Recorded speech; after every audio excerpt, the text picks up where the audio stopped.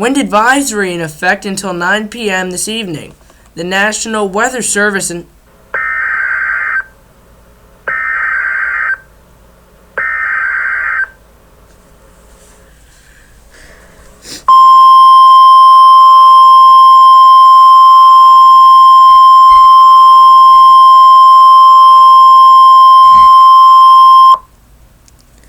The National Weather Service in Spokane, Washington has issued a dust storm warning, which is in effect until 7 p.m. Pacific Daylight Time this evening.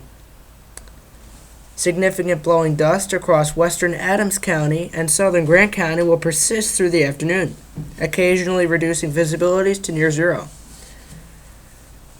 This will impact the towns of Warden, Othello, and the southern and eastern side of Moses Lake.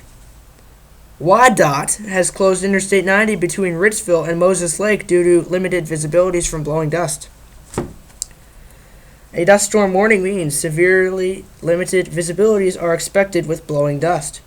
Travel could become extremely dangerous. Persons with respiratory problems should make preparations to stay indoors until the dust storm passes.